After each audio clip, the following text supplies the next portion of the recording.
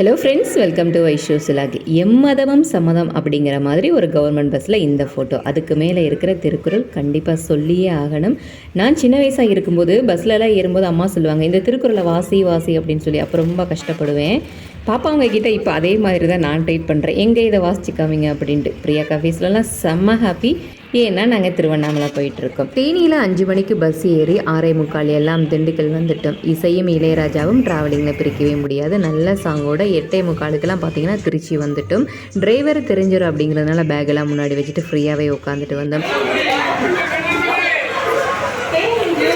திருச்சியில் சாப்பிட்டுட்டு திருவண்ணாமலை பஸ் ஏறலாம் அப்படின்னு சொல்லிட்டு திருச்சி பஸ் ஸ்டாண்டுக்கு ஆப்போசிட்டில் இருக்கிற இந்த ஹோட்டலுக்கு போயிருந்தோம். எப்படி இருக்குமோ என்னமோ நினச்சிட்டு தான் போனோம். சாப்பாடு ரொம்பவே நல்லா இருந்துச்சு. நானும் அண்ணாவும் மட்டும் இட்லி ஆர்டர் பண்ணோம். அக்கா அவங்க வந்துட்டு தோசை, சப்பாத்தி, பூரி அந்த மாதிரி வாங்கிக்கிட்டாங்க. வெளியில் போகும்போது நம்மளுக்கு எது செட் ஆகுதோ அதை தான் நம்ம சாப்பிடணும். ஆனால் பாப்பா அவங்களுமே அடிக்கடி என்னை கேட்பாங்க, ஏம்மா வெளியில் வந்துட்டால் நீங்கள் இட்லியே வாங்கி சாப்பிட்றீங்க அப்படின்னு. இட்லி சாப்பிட்டா ஒன்றுமே செய்யாது அப்படிங்கிற மைண்ட் செட்டு எனக்கு. அதே மாதிரி இட்லி ரொம்ப சூப்பராக இருந்துச்சு. 3 சட்னி சாம்பாரோட சாப்பிட்டுட்டு கிளம்பிட்டோம். திருச்சியில் பஸ் ஏறும்போது ஒரு 9:30-10 மணி இருக்கும். அந்த தூரமாக ஒரு கோபுரம் தெரியுது பார்த்தீங்களா, அதுதான் சமயபுரம் கோபுரம். ஒரு 1:45 கிட்டலாம் பார்த்தீங்கன்னா நாங்கள் திருவண்ணாமலை போய் இறங்கிட்டோம்.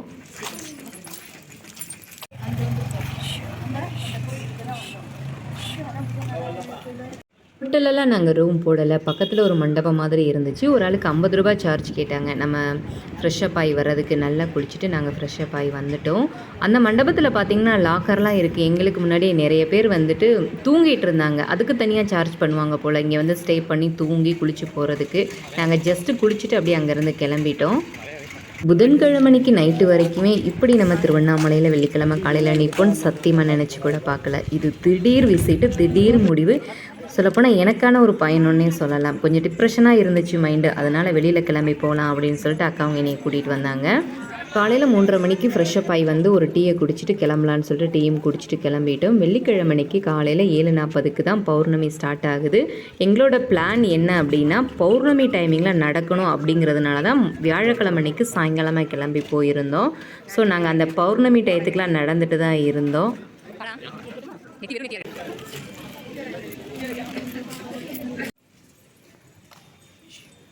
திருவண்ணாமலையோட காவல் தெய்வம் வந்து பூதநாராயணன் சுவாமி. முதல்ல அவர்கிட்ட அனுமதியும் ஆசீர்வாதமும் வாங்கிட்டு தான் நம்மளோட கிரிவல பயணத்தை தொடங்கணும் அப்படின்னு சொல்லுவாங்க. அவர்கிட்ட வந்து ஆசீர்வாதம் வாங்கிட்டு அதுக்கப்புறம் இரட்டை பிள்ளையார் இருக்கார், அவர்கிட்டையும் ஆசீர்வாதம் வாங்கிட்டு கிளம்பணும். சரி, கொஞ்சம் பூ வாங்கிட்டு அப்படியே எலுமிச்சம்பழமும் வில்வ இலையும் வாங்கிட்டு கிளம்பலான்னு சொல்லிட்டு அதையும் வாங்கிட்டு இருந்தோம்.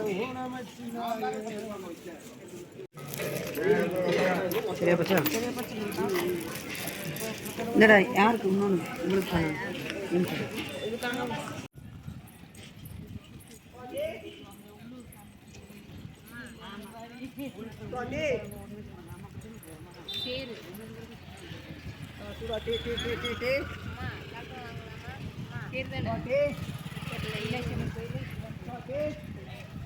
நடந்து போயிட்டு இருக்கும்போது கூட நான்லாம் சொல்லிகிட்டே தான் போனேன், சத்தியமாக இப்படி ஒரு பயணம் நம்மளுக்கு கிடைக்கும் நான் நினச்சி கூட பார்க்கல. திருவண்ணாமலையில் கால் எடுத்து வைப்போன்னு நிஜமாகவே நினச்சி பார்க்கல. ராஜகோபுரத்துக்கு முன்னாடி ஒரு விளக்கு ஏற்றி வச்சுட்டு அண்ணாமலையாரை மனசார வேண்டி அவர்கிட்ட அனுமதி வாங்கிட்டு ஒரு 3:45 எங்களோட கிரிவல பயணம் தொடங்கிருச்சு. முதல் லிங்கமான இந்திரலிங்கத்தை போய் தரிசனம் பண்ணிவிட்டு அடுத்தடுத்த பயணத்தை நாங்கள் தொடங்கினோம். முடிஞ்ச வரைக்கும் உள்ள வரைக்கும் தான் கேமரா, அதுக்கு மேலே சாமி எடுக்கிறதுக்கெல்லாம் மனசெல்லாம் வரலை, வேண்டாம் சொல்லிவிட்டு நான் உள்ளே என்ட்ரன்ஸ் போகும்போது மட்டும் அந்த வீடியோ எடுத்துகிட்டு ஃபோனை உள்ளே வச்சுட்டேன். எனக்கு அந்த மனசு வரல, உள்ளே போய் விக்கிரகத்தெல்லாம் ஃபோட்டோ எடுக்கணும், வீடியோ எடுக்கணும் அப்படின்னு சொல்லிட்டு.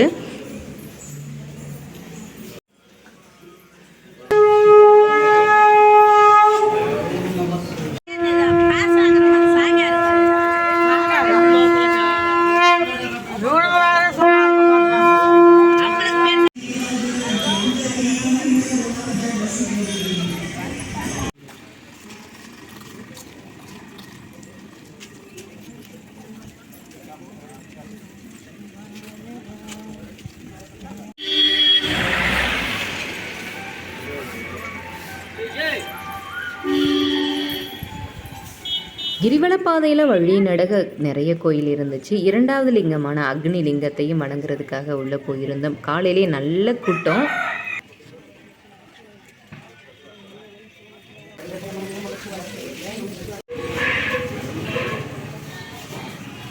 ஒரு தெரியாத இடத்துல எல்லாருமே இதை செய்கிறாங்க, ஏன் அப்படின்னு தெரியல. ஆனால் எல்லாரும் செய்கிறாங்க, அதனால் நம்மளும் செய்கிறோம் அப்படின்னு செஞ்சுட்டு வந்தது தான் இது. இது வந்துட்டு ஒரு காளி கோயில், ஒரு அம்மன் கோயில்.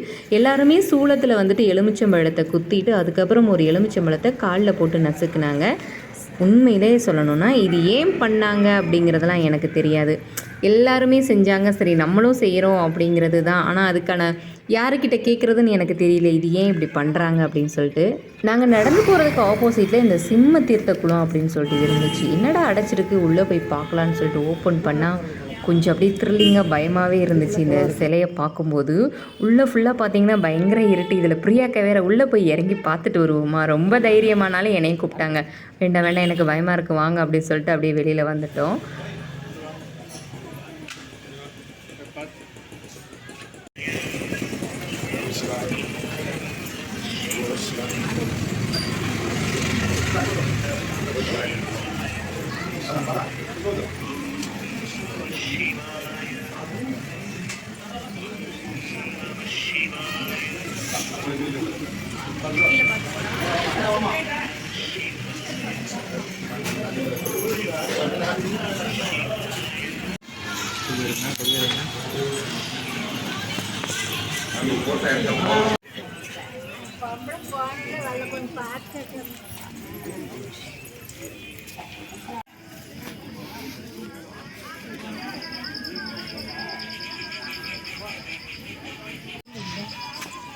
அந்த சீட்ல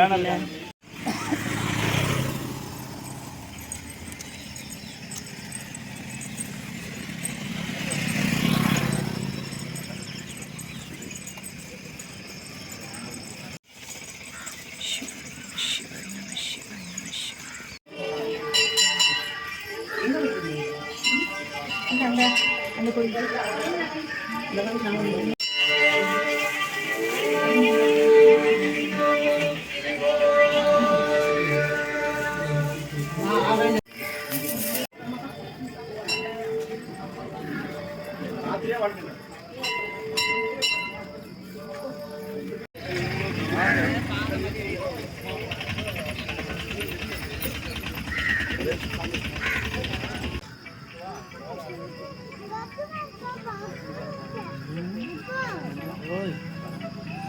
இது நிருதி லிங்கம் உள்ளே இருக்குது இந்த கோயில். இங்கே வரும்போதெல்லாம் பார்த்தீங்கன்னா ஒரு 7 மணி கிட்ட ஆயிடுச்சு, நல்லா விடிஞ்சிருச்சு.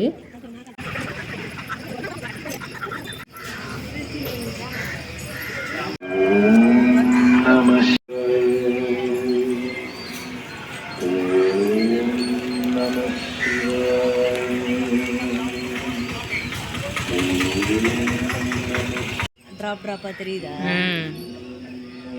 அதில் தாமரை அள்ளி வேறு இருக்குது, சிகப்பு கலர். அந்த குளம் தெரியுதா? தெரியுதுங்கக்கா. ஃபுட்டில் இதுக்கு வீடியோ தெரியுதா? அந்த குளத்து பேர் உண்ணாமலையார் குளமா.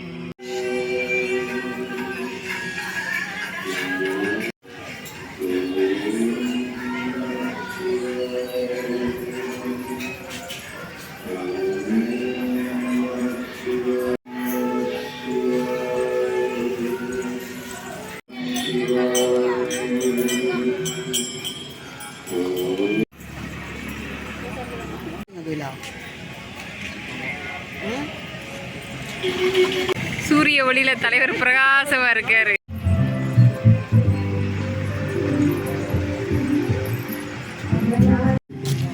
அவர் இருந்தப்ப யூஸ் பண்ணிருப்பாங்கப்பா.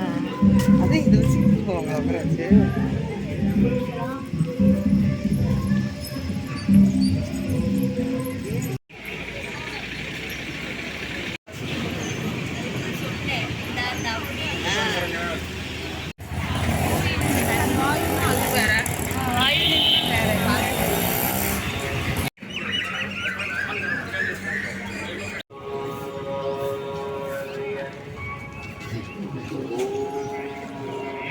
இருக்குவா அவ்வளோ ரேட்டு நம்ம தரமாட்டோம்.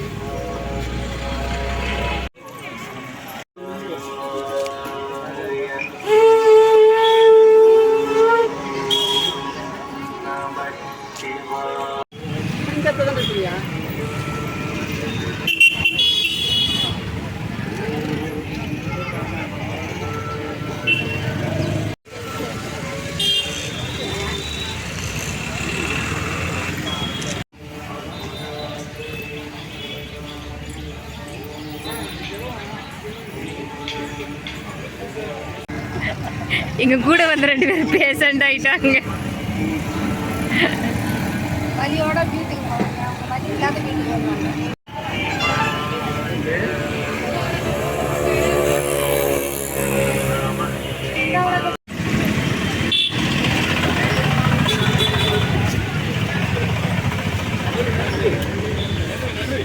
வெற்றிகரமா ராஜியக்கா எடுக்கு பிள்ளையாரில் போயிட்டு வந்துட்டாங்க.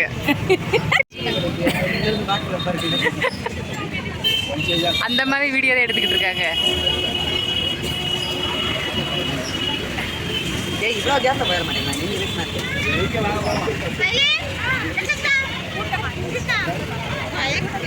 இந்த இடத்துல மட்டும்தான் திருவண்ணாமலையோட 5 மலையுமே ஒன்றா தெரியும். ரொம்ப சூப்பராக இருந்துச்சு இதை பார்க்குறதுக்கு. அந்த சித்தருமே யாரடா நமக்கு ஏதாவது ஒரு ப்ளஸ் பண்ணுவாங்களா அப்படின்னு யோசிச்சுட்டு இருக்கும்போது அங்கே இருக்கிற அந்த சித்தர் சாமியார் வந்துட்டு ஒரு பெரிய ப்ளஸ் பண்ணாங்க, தீர்க்க சுமங்கலையாக இருக்கணும் அப்படின்னு சொல்லி. அது ரொம்ப சந்தோஷமாக இருந்துச்சு அந்த வார்த்தையை வந்து அந்த பெரியவர்கிட்ட இருந்து கேட்குறதுக்கு.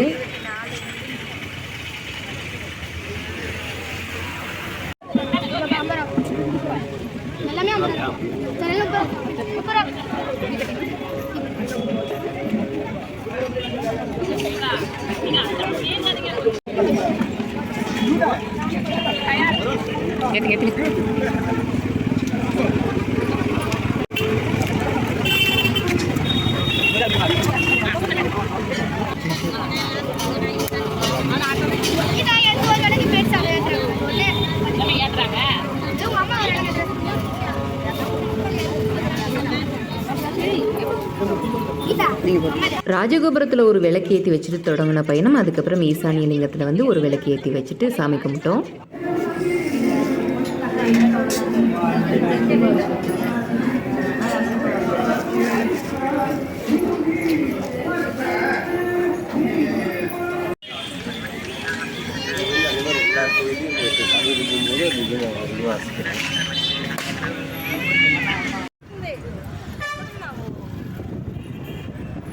எனக்குலாம் வெயில்னால் சுத்தமாக பிடிக்காது. நான் வெயிலில் எங்கேயுமே போகவும் மாட்டேன். அப்பா கால் எடுத்து வைக்க முடியல. ஒரு 11:15 கிட்டலாம் பார்த்தீங்கன்னா கொதிக்குது தர. ஆனால் மனசார வேண்டிக்கிட்டேன், நம்ம ஏதோ பாவம் பண்ணியிருக்கோம், சிவன் அதுக்கான தண்டனையை நம்மளுக்கு கொடுக்குறாரு, நம்ம அதை ஏற்றுக்கிடுவோம், இதோடு நமக்கு எல்லாமே சரியாயிடும், நம்ம மனக்கவலை எல்லாம் போயிடும் அப்படின்னு நினச்சி நான் அடுத்தடுத்த அடி எடுத்து வச்சேன். புதநாராயணன் கிட்ட மறுபடியும் ஆசீர்வாதம் வாங்கிட்டு எங்களோட கிரிவல பயணத்தை இதோடு முடிச்சுக்கிட்டு அண்ணாமலையாரை தரிசனம் பண்ணுறதுக்காக கோயிலுக்குள்ளே போனோம். கியூவை பார்த்தீங்கன்னா பயங்கர கூட்டம். எப்படியோ உள்ளே போயிட்டோம். ஒரு இடத்துலலாம் பார்த்தீங்கன்னா தனியாக நான் மட்டும் உள்ளே போக ஆரம்பிச்சிட்டேன். அக்காவங்களாம் அப்படியே நிப்பாட்டிட்டாங்க கூட்டத்தினால. கொஞ்சம் பயந்துட்டேன், ஐயோ நம்ம மட்டும் தனியாக மாட்டிக்கிட்டோமே அப்படின்னு சொல்லி.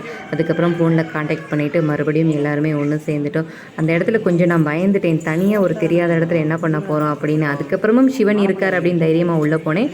கடைசியாக எல்லாருமே ஒன்று சேர்ந்துட்டோம்.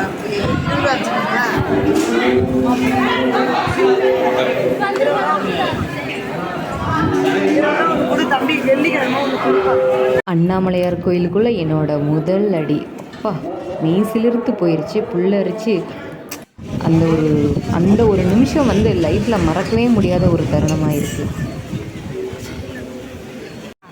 இது வேற அது வேற இல்லை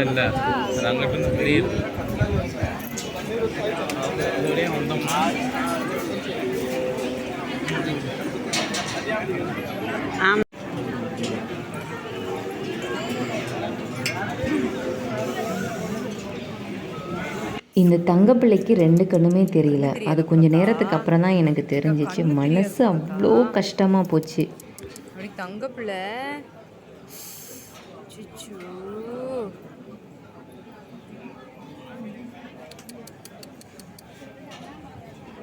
பேக்கில் ஒரு பிஸ்கெட் பாக்கெட் கூட இல்லை. எனக்கு அவ்வளோ கஷ்டமாக போச்சு இந்த தங்கப்பிள்ளையை பார்த்துட்டு. சார் எதுவுமே சாப்பிட கொடுக்க முடியலன்னு. ஆனாலும் அவன் புண்ணியம் பண்ணியிருக்கான். ஏன்னா திருவண்ணாமலை கோயிலுக்குள்ளே இருக்கிறான்.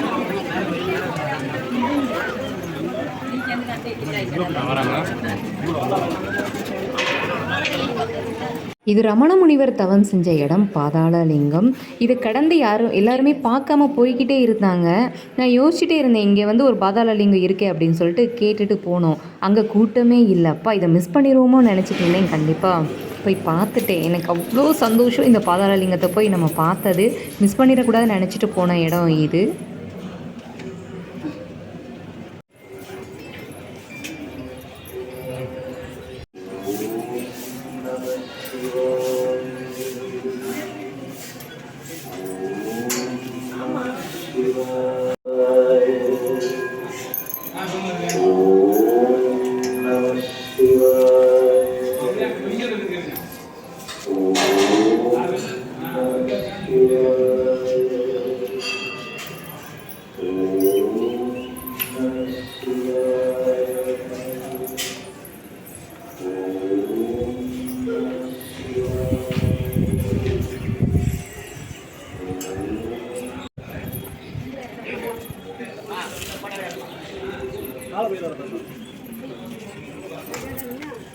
நீங்கள் போயிட்டு வந்துட்டி இப்படி போயிட்டு வரணுங்க்கா.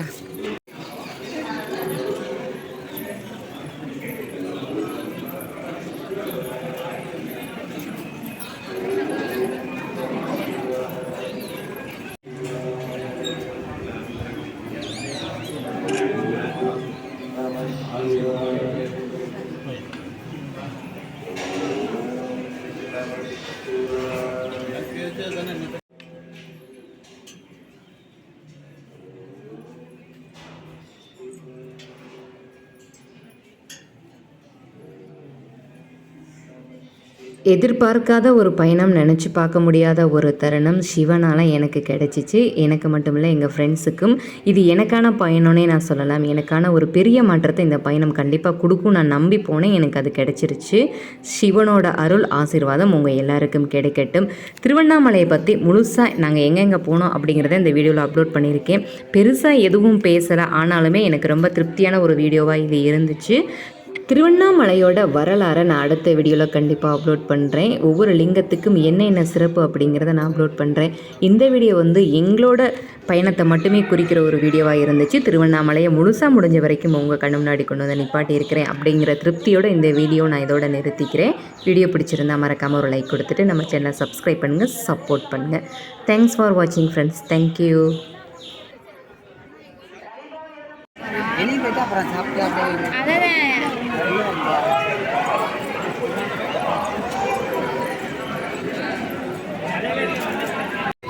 ஐயர் நடந்தா பாவம்.